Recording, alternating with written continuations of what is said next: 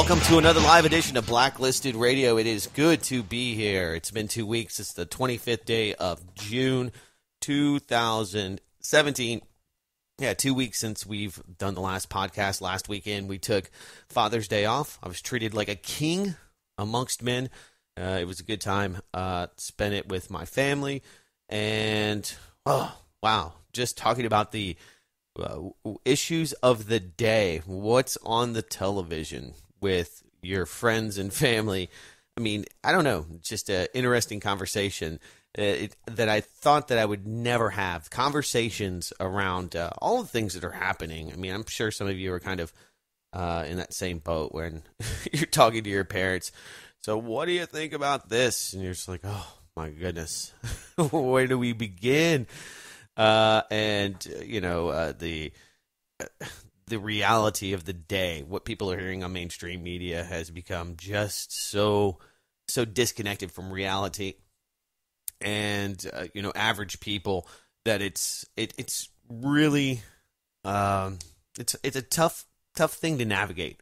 Let me just put it that way. Lots of awkward conversations. That's why it's always fun to have your parents over at your house and talking about crazy things, and then watching the Megyn Kelly interview with Alex Jones. Mom had some questions, and she's like, "Oh my God, do you know that guy? Do you know him?" Yeah, I do. What is he saying about Sandy Hook? Oh my God, how can he say those things? It's horrific. So yeah, there's been a lot of that. Plenty of geopolitics, things to get into. You can be part of the show. Go to blacklistedradio.com. Meet and greet with ambassadors of the show. Jane and myself. Others are there. You can be part of it there. The website, blacklistedradio.com, is the hub dedicated to this show. I'm the senior editor, by the way. My name is Doug Owen of blacklistednews.com, where we aggregate tons of the stories and topics that we cover here on this weekly broadcast. So check it out. So one of the big things that I was following was this Jon Ossoff, his campaign election, and the media love fest. If you're not familiar, Ossoff was a candidate in Georgia who was highly financed and was being, I guess, talked about in the political sphere as a metric, a measurement of Trumpism and what the sentiment of the American people can people, the media believes that people cannot be supporting the president in any form or fashion. So obviously, the left should be having a field day. I mean, it should be pretty easy. Donald Trump and his tweets and just all of the things that surround his presidency. I mean, they're really low-hanging fruit for anybody. They should be anyway. So, of course, my first initial reaction is, where did this guy come from? Who is he? Why is the media pushing so hard, to really glorify and glamorize? I mean, you have Hollywood, you have the Democratic elite, and the media pushing for this Jon Ossoff to, and of course, if you haven't heard already, he failed. He got 46% of the vote. So anyway, first thing, go to the Wikipedia, look at him. He attended Georgetown University 2005 to 2009, earning his bachelor's degree in the School of Foreign Service. He went on to earn his Master's of Science degree from the London School of Economics. Now, right there, I mean, this guy is a groomed spook. He is CIA. He is part of the intelligence agencies, and it's not a shocker that those same agencies like CBS News were really pushing him. Of course, he had this story about him being an entrepreneur and taking his money and donating it to this business, and he was an entrepreneur, and he built this huge business, and basically he had a lot of money from his Russian Jewish father, who owned a specialist publishing company. We'll talk about that in a moment. But anyway, he broke a national record for the largest percentage of out-of-state private campaign donations, ranged are raised in a congressional campaign. Over 96% of the money Ossoff raised, $15 million of it, was in private donations after the initial primary came from donors outside of the state of Georgia. So, people from California, New York, George Soros, those types, just a lot of progressives that wanted to see this guy win and ouster the incumbent, gave money. So these people that are feeling the burn and trying to reinvigorate the Democratic Party failed miserably. So anyway, they had this whole hubbubaloo about it, and basically the reason that he wasn't elected is because people in Georgia, they're racist, they're misogynist, they hate, they are stupid, they don't have teeth. I mean, that was the general consensus. So anyway, one of the things that I found was really hard to find out about was his dad's specialist publishing company. So Wikipedia will have references to the New York Post where I found some information, but it was really hard to find this out. Not really a self-made man as they portray him as an entrepreneurial guru who was part of the struggle to create this startup. Ossoff actually came from a wealthy Atlanta family, a fact that shouldn't hurt him in the well-heeled sixth. When his grandfather died, John Ossoff found himself with an inheritance. I thought my grandfather would be proud of me to use some of those resources to invest in a growing company whose work I believe in. To relate Ossoff's family wealth to that of the average person in the 6th District is misleading.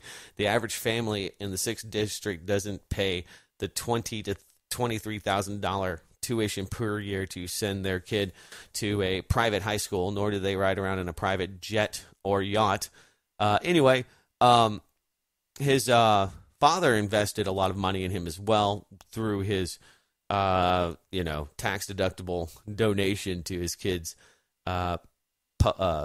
party and his or campaign. Anyway, his dad runs this thing called Stafford Publications, and it basically teaches corporations and nonprofits how to master tax code, which is, if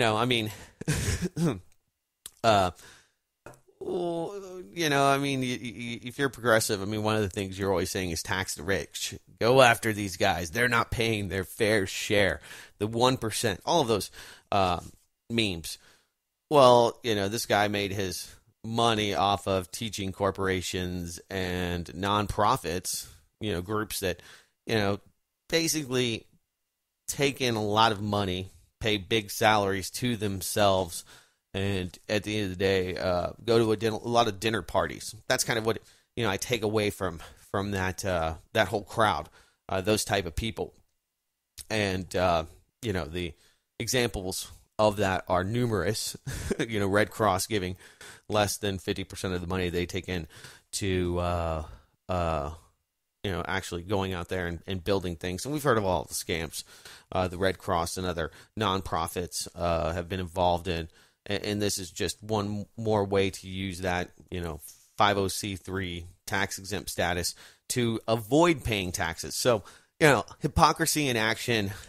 Shouldn't judge the guy by his dad. I judge him because he went to the London School of Economics, which is, if you're into foreign languages, foreign services, that means that, you are part of the intelligence community. And there you go. So that's John Ossoff, the other side of the story. Lots of talk about the campaign and, can he do it? And all the projections that he would just have this resounding win. Remind me of Nate Silver, back in late 2016 with the Donald Trump, Hillary Clinton presidential campaign, and how that turned out. How many of these bright and very, very successful people, bet on Hillary? Lots of them. Anyway, I'm sure a lot of those people have some buyer's remorse. There's plenty of things that are happening. If Loretta Lynch, she's now being investigated for possible obstruction. Of course, the whole back and forth with the Russians and the Comey tapes, all of that has, I don't know, run its course. The American people have somewhat lost interest in the topics in the discussion. I don't know. So, this weekend we ended up watching the Alex Jones interview. There's not a lot to distill from it. One of the interesting takeaways, though, is this gentleman that was on there to basically shame Alex Jones for hurting his feelings because his son died. He made this claim that he was able to. He dropped his kid off at 9 o'clock in the morning, and then a few hours later picked him up and held his dying body. Picked him up in a body bag, and he was there holding his son with his bullet wounds and all. And one of the things that was really weird about that is that there was a whole piece on Fox News talking about how the coroner forbid parents from seeing the bodies of the children, that they were forced to look at photographs of the children at Sandy Hook. Now, this isn't, conspiracy woo-woo hour here. We're going to talk about Sandy Hoax. It never happened. The Jews did it. No, not in the least. But the question is, of course, how did this guy see his child's body? I mean, is there any vetting of what he said? It seems to be a direct lie. It begs a lot of questions. And of course, when it comes to Sandy Hook, just to, throw my 2 cents in on it, there was lots of media that we saw that was completely fabricated. I posted a video a few years back with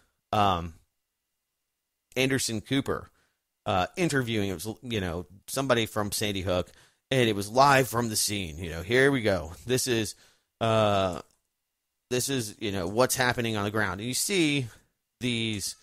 I know a radio visual for all of you. You see these police rushing in the building, and you're getting this spinning 360 view of the top of the school, and it's not Sandy Hook. It's something. It's somewhere else. The police did not rush the school. It did not happen anything like it, and it's just obvious if you look at the building that it's not the Sandy Hook school. So does that mean that it's you see this obvious problem. That is that they're rolling B stock footage in the background. And so the perception of what's happening there, people on the ground, looped in actors and other, media visuals that are inaccurate and made up. And it's like, yeah, absolutely. The media does that. It's primarily lazy. And the second thing, it's easy. I guess it is lazy. Pure and simple, or they just don't want to show you the reality on the ground. They like to put all these graphics in there to scare people, so you can quickly say, "Hey, look, this video that's playing in the background, this imagery of what's happening today, is fake news. It's not real," and it's true. It's not. And so I think that there's a lot of those things. I've got tons of questions about Sandy Hook, and of course, the immediate destruction of any of the forensic evidence, which happens all too often. So there's not a lot to look at. The implications, of course, people always think, well, obviously the government staged this, or at least if you're a really paranoid person, you believe the government staged this to take people's guns from them and all the rest. But the whole Megyn Kelly thing was just interesting because you had at the same time Chelsea Clinton coming in, boycott Alex Jones. It's kind of surreal. Doing the show for over 10 years and remembering where Alex Jones was just a few miles south of me to seeing him on a Sunday major network TV show. It's pretty... obviously it was, a hit piece, and there's some, real problems with the story. And one of the things I think that Alex Jones has to deal with is his past. He wants to be the pro-Trump, extreme right radical out there, I guess you could say. But the conspiracy stuff is holding him back.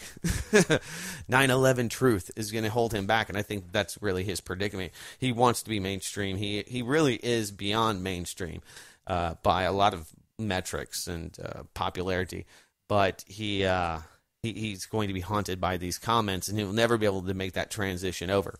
Speaking of which, a lot of people for a long time have been talking about the drug war, how the U.S. government is bringing drugs into this country.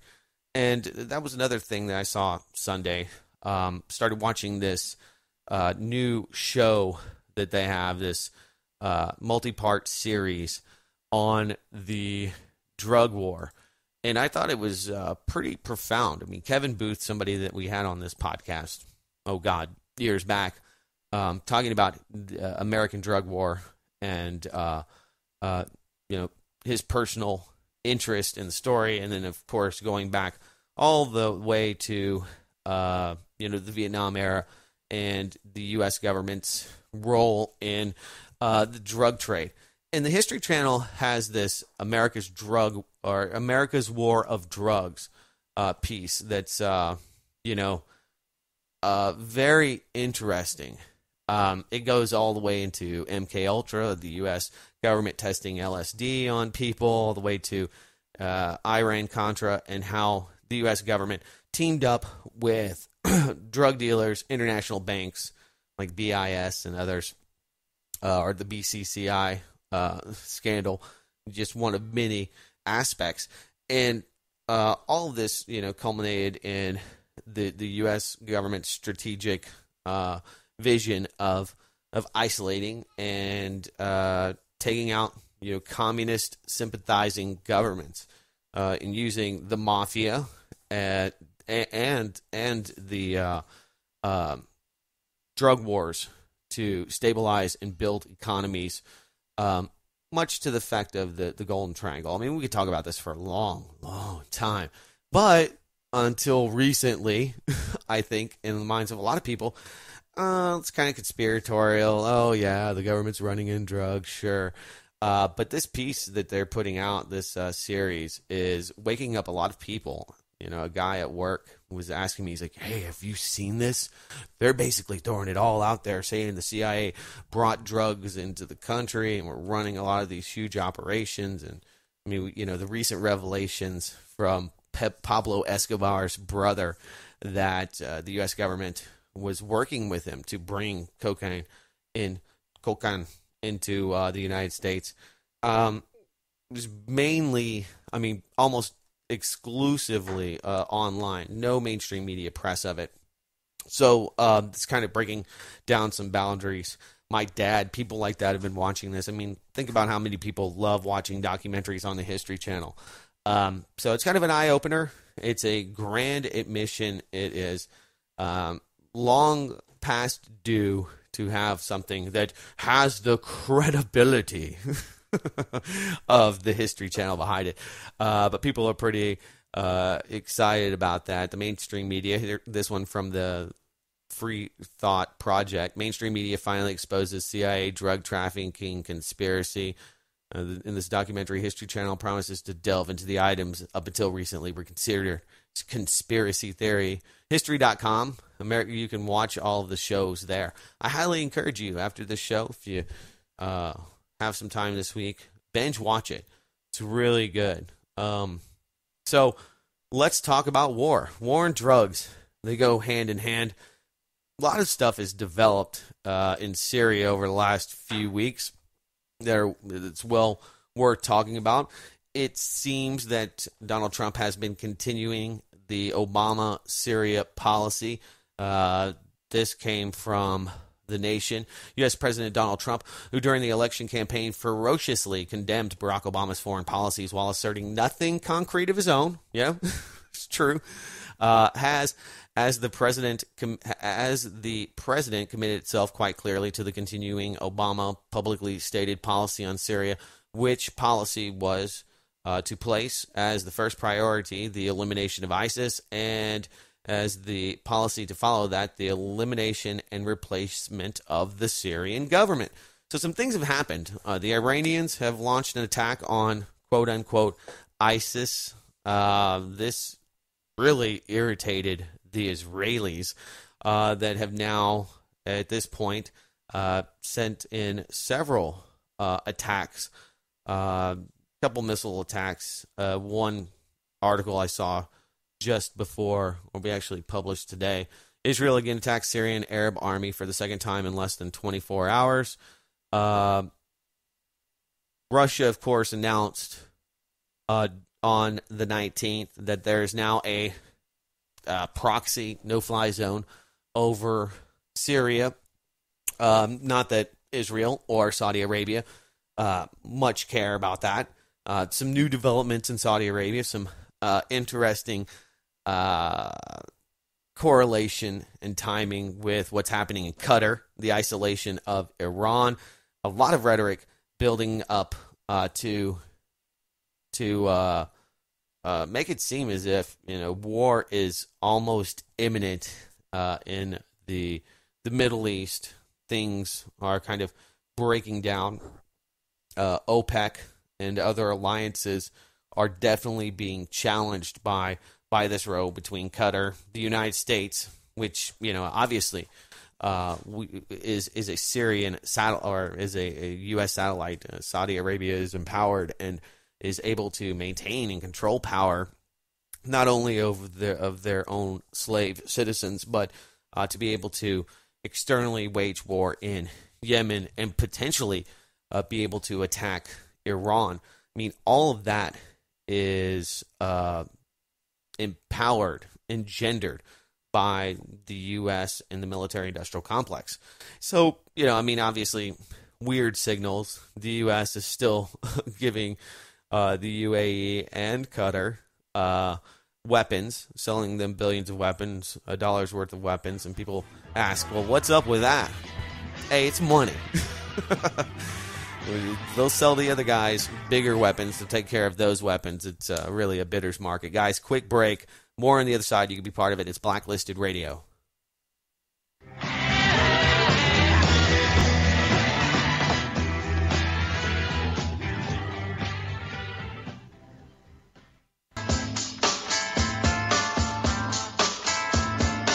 All right, welcome back. It's Blacklisted Radio. I'm your host, Doug Owen. You can join me at blacklistedраdio.com. You can tweet at me and the show. BLR Radio is the host, Blacklisted Radio, BLR Radio. And you can call in telephonically, 800-313-9443. Rebooting my stream here on my side.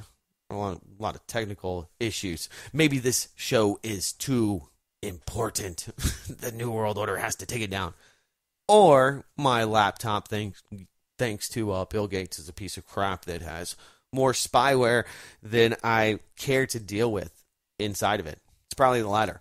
One of the things I love about doing this show is having the live audience, doing it through Republican, and having the board up, somebody to kind of gut check me and feedback, give me feedback during the show. The producer, longtime producer of the show, Ken, who we talk off and on air often, is no longer going to be doing the production of the show. Ken, are you there? I am here. Ken, we are so sad to see you go, my friend. One of the things I've loved doing, one of the reasons I love doing this show is because of you and the witty, funny, and often very profound things that you add to the show. And, of course, dealing with the usually irate callers that we have for the broadcast, excuse me. Oh, so, that's the fun part. The behind-the-scenes stuff, right? People screaming, Doug is crazy. Yeah. So, man, I just wanted to bid you farewell and give you an opportunity to throw out anything you wanted to talk about or take away from, the longtime producer there at RBN on the weekends. Oh, yeah. Well, it's been fantastic. I mean, from meeting John. Actually, I met John and Alex in '99 and started, doing research stories for them back then. So I kind of been around all this for a long time. So before RBN and all that. So it's been Yeah, a lot of people don't know that. Alex and Jones and John Stadtmiller used to do a show together. That's right. I got pictures of them together doing shortwave shows. You know, yeah. with dinky equipment and telephones and stuff. It's fun. But I would just tell everybody that no matter what you think I mean, you're going to find out. You're going to find out other stuff. So just be flexible. I think that's great. That's great advice. One of the things that I find is everything's fluid. There's always new things to take away from it, and whatever it may be, whatever topic, whatever subject, and things we've constantly find, that we were wrong, and I think that's hard. I mean, that's why a lot of people just rather tune out. They find this kind of talk too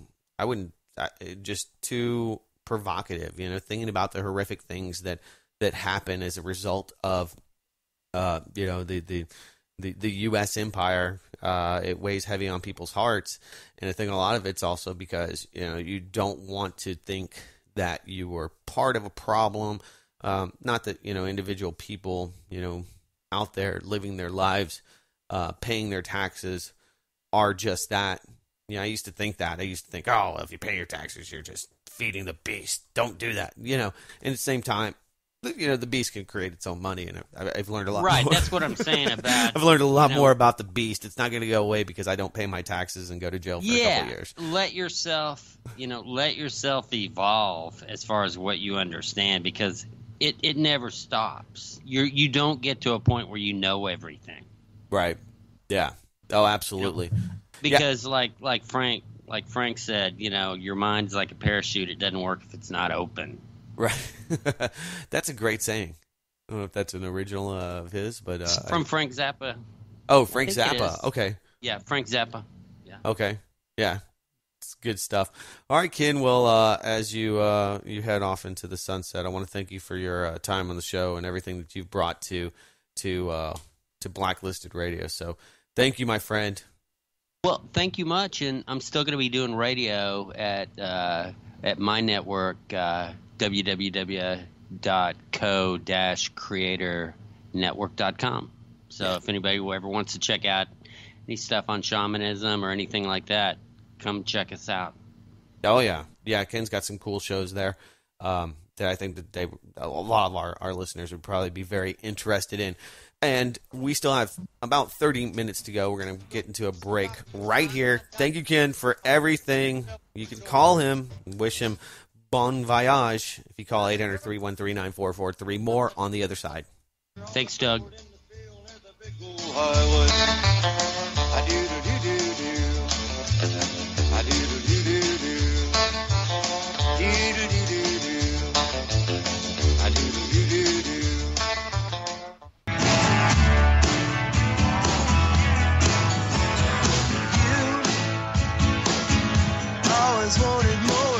All right, welcome back. It's Blacklisted Radio. A lot to get into, lots of stuff. So yeah, Syria is becoming more of a complex proxy war than many thought. Iran's involved, of course. Russia's involved. Saudi Arabia had a potential coup take place a few days ago that we're going to talk about, and that kind of plays into this as well. The Wall Street Journal has now made a huge revelation. And it, once again, the mainstream media has to, they are the truth tellers for many people still here today, walking planet Earth. Wall Street Journal says Israel has secretly been aiding Syrian militants. If you've listened to this show or a variety of other people that are not living in a controlled, compartmentalized world that the CIA helps create, probably knew that, yes, the Israelis, I don't know, probably 18 months, 2 years ago, we were talking about this. They've been providing not only military support, they've been providing aid, financial support, you name it. Now, seems like it would be illegal. I don't know. I mean, I'm not a legal scholar. I didn't go to Georgetown University, but I can tell you that it seems problematic.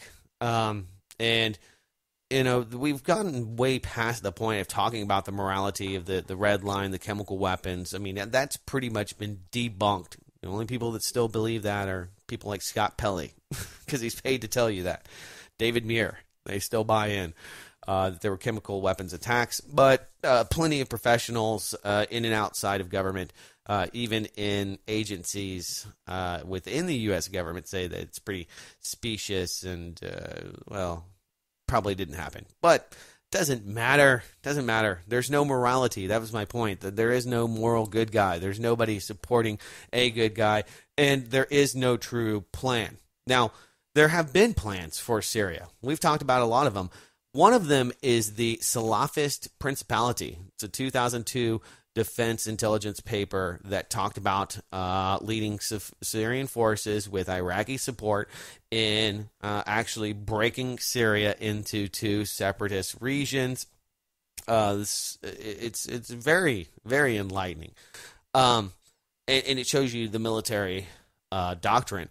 And we've brought to the stage here several other white papers and other Defense Department projects that were pushing for the ousting of Bashar al-Assad as far as 15 years ago. So this has been a plan in Washington. It's been a plan at the Pentagon for quite some time.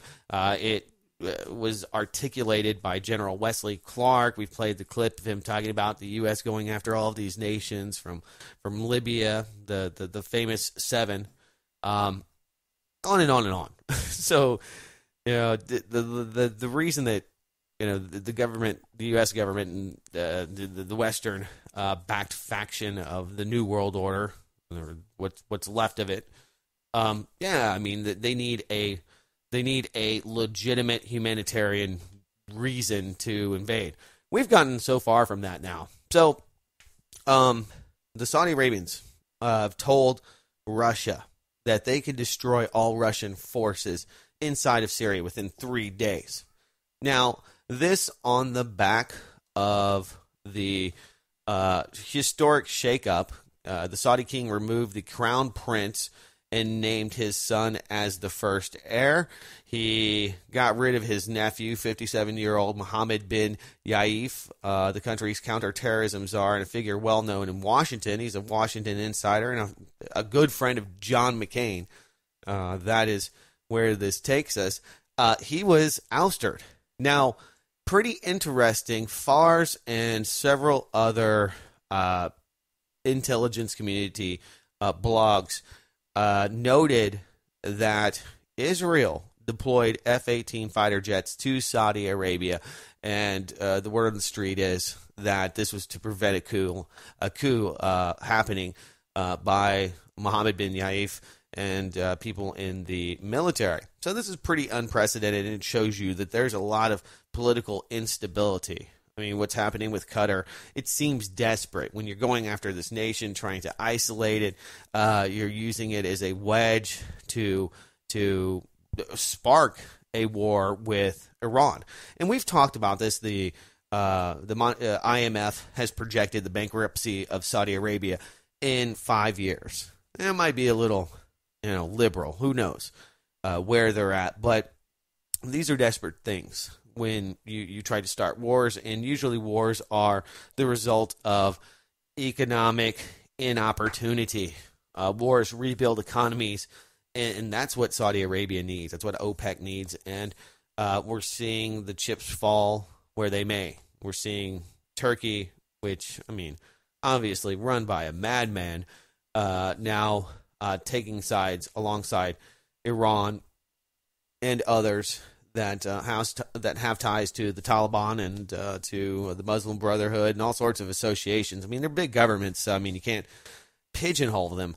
But, as far as support for these institutions, of course, Israel is not a fan. Not a big fan of Hamas, not a big fan of the Lebanese government in general or their leadership. And they're not a big fan of the Palestinian people and their olive trees. Just not a big fan. So Saudi Arabia and Israel, if you ever wondered if there was this deep alliance, makes perfect sense. If you wonder why these ISIS terrorist fighters that are helping the U.S. government in its secondary or maybe tertiary want to destroy the Bashar al-Assad government. If you ever had any questions as to why they do not, the ones that are trained in Saudi Arabia do not attack the Israelis, which, it's a no-brainer, would make only sense to do. Look no farther than this very, very tight alliance between the United States, Saudi Arabia, and Israel. So the Qatar siege is turned into this forced sanctioning that, in a bunch of demands that don't make a lot of sense to outsiders like myself, but other really just seem like, this acquiescing and allowing the Saudi Arabian government to bully them into oustering and ostracizing people that they don't like. So just a strong arm tactic.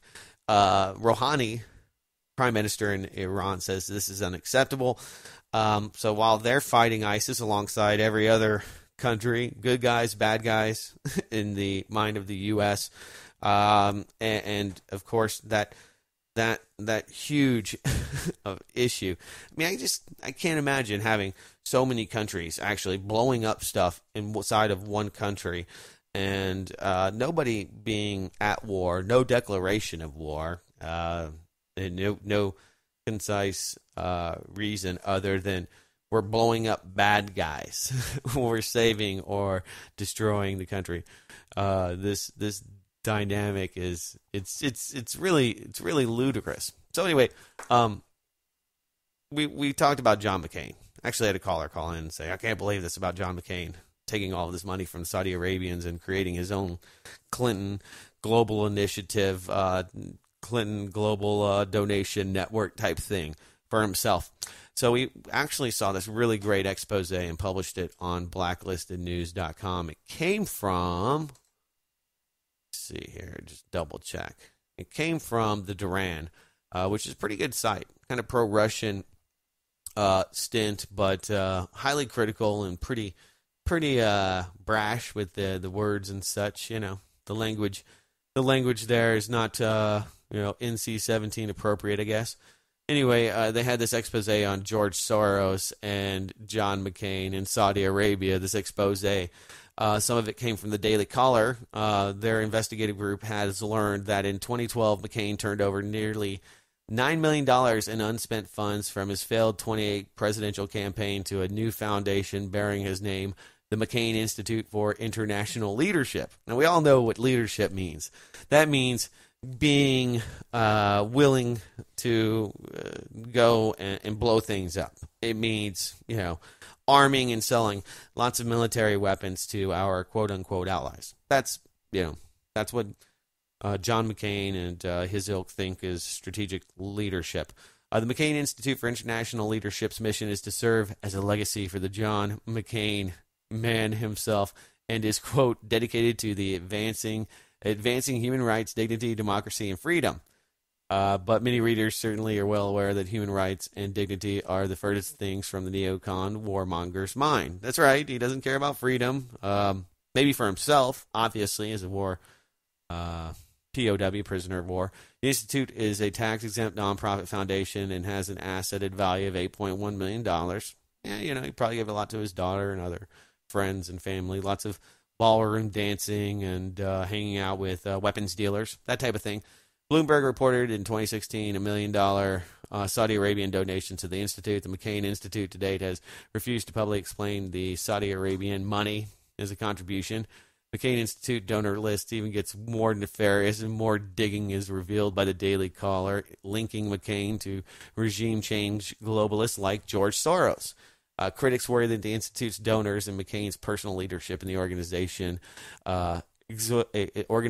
exclusive Sedona Forum bear an uncanny resemblance to the glitzy Clinton Global Initiative. And they are. Pay-for-play scams and, just organizations that have this presumptive, this allure of legitimacy.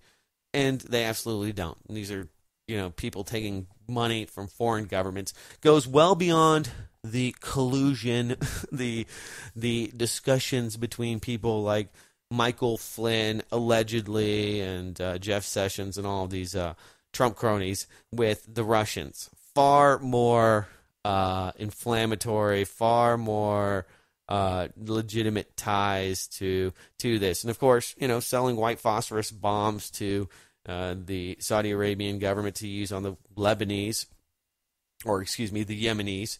That doesn't seem to be a problem.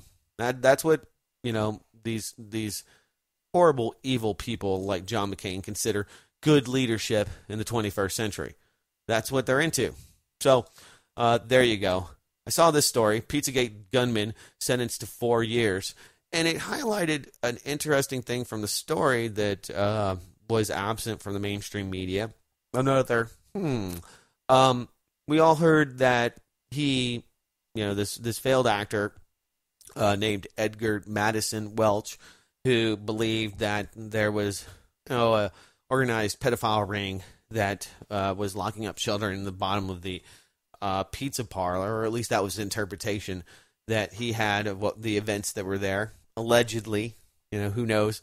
But we all heard that he shot into the ground, took a shot into the ground, a random shot, didn't hurt anybody, he was arrested, and this is why, conspiracy theories and having free speech on the internet is dangerous. It's, something that has to be regulated.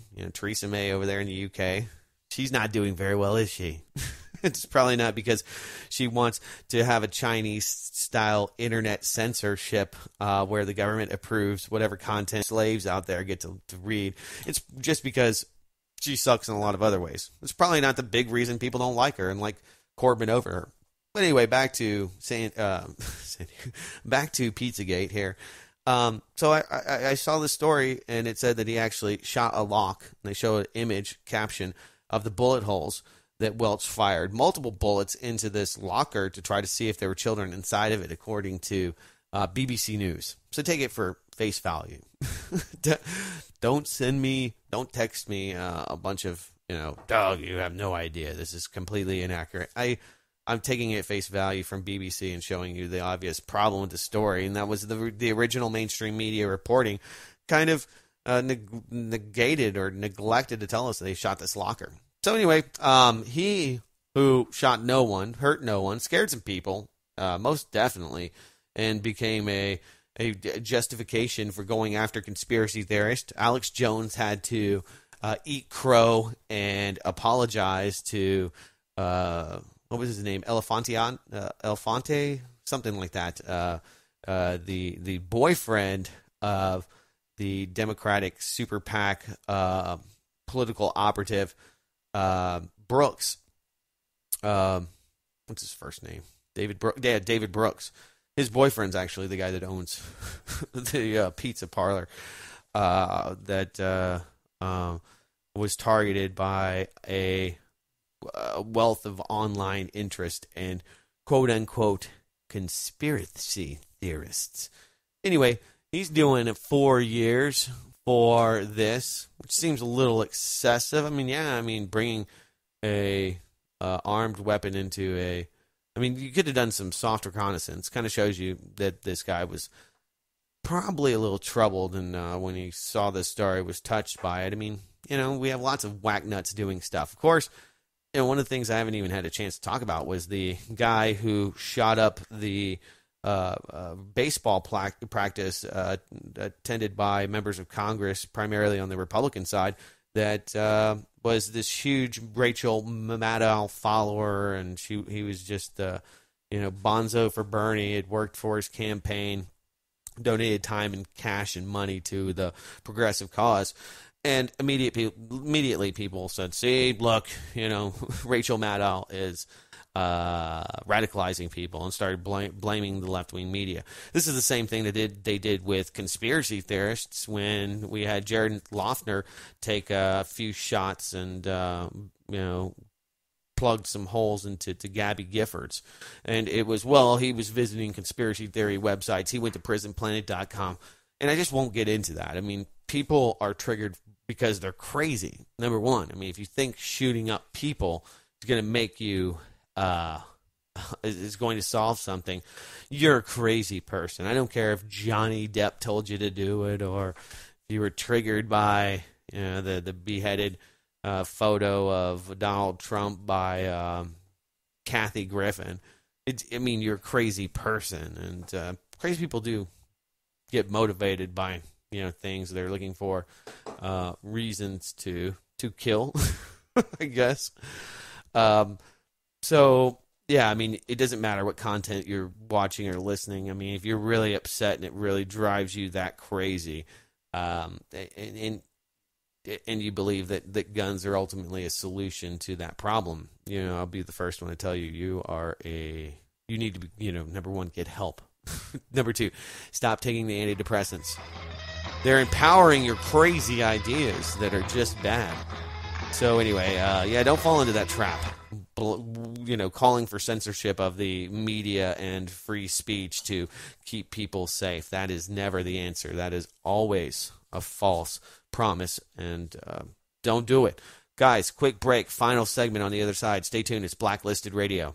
I was a teenage anarchist. All right, welcome back. It's the final segment here on Blacklisted Radio. All right, we got some echo from you, Ken, there. Yeah, mute that mic. All right, so the whole Pizzagate thing was really I think the most recent opening of this discussion and the salvo into having to go after free speech. Germany is now beginning to raid homes of those the government declares have posted offensive content on social media. That's right, got a mean meme. You want to, I don't know, portray Jews with big noses, or you're just, a really horrible person that believes in democracy or liberty. Not that those are the same people, just, where you run afoul of the government is pretty subjective. That's the kind of world that people in Germany already live in, right? They can't have Nazi paraphernalia, and they're already free speech laws. They don't enjoy that privilege. We talk about these free societies. I think it's tacky and kind of stupid to wear Hitler, or to collect Hitler memorabilia. I don't know why it's more socially acceptable to wear T-shirts that have Mao on them, or Lenin, or in Stalin, but somehow Hitler becomes the Antichrist of the 21st century. But he is. But anyway, that's where we're going, to where speech that endangers people, when it gets people too fired up, has to go. And if not, then you'll have some kind of Gestapo that comes by your house, and could just knock on the door. But they're raiding these people's houses, actually, kicking down the door. You've been saying nasty stuff on the internet, and this is already happening in China on the most regular basis.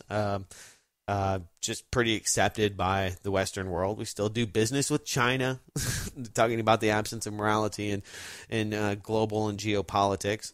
We do business with China, and they struggle with their human rights, don't they?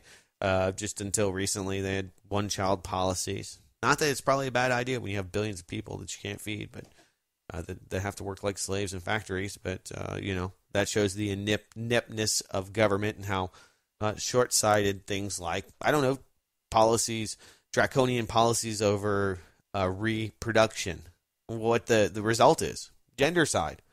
So as much as the government has all these wonderful things that they're going to solve, like global warming, and if they can just tax you enough, and all these things that sound really good, the end result, no matter how altruistic in its approach in the attempt, is usually dead on arrival. So